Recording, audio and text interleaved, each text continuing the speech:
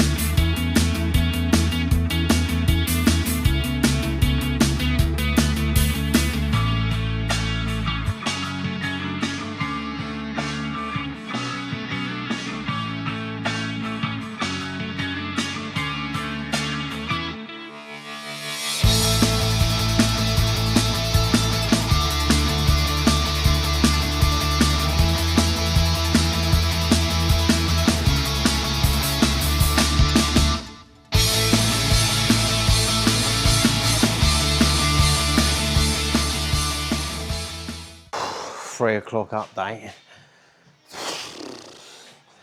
Well, making some progress. The rear bumper, I've just got a skim on there, a couple of skims on there. So that's almost ready. I've skimmed it, blocked it, and I've just, you know, done the pinholes and that. Front bumper has just got the first actual main skim on it. So that it still needs block sanding. And then obviously it will need a little skim, a little glaze coat over the top afterwards. I've still got to get the sunroof out. I've still got to prep all the trims. I've got to prep all the shuts. I've got to prep the side skirts, the rest of the fiberglass. I've got to prep the bumper trims, the roof. Do some of the door handles, prep the wing, prep the bonnet. Get the sunroof out. I said that already. I've got to sand all the nooks and crannies, all inside the handles, inside the lights, inside the light wells, inside all the bumper apertures, all that sort of shit. Inside the boot shut, the bonnet shut, the window surrounds. I've still got filler work to do, to deal with. Still got blocking to do. And I've got to prime it at the very latest, the morning after tomorrow. Oh, it's 3 o'clock, Monday. I have to prime it Wednesday morning. I have to, otherwise I won't be able to get it blocked, painted and flaked and everything before the end of the week. And prepped obviously for Monday morning's paint. I need to put this camera down.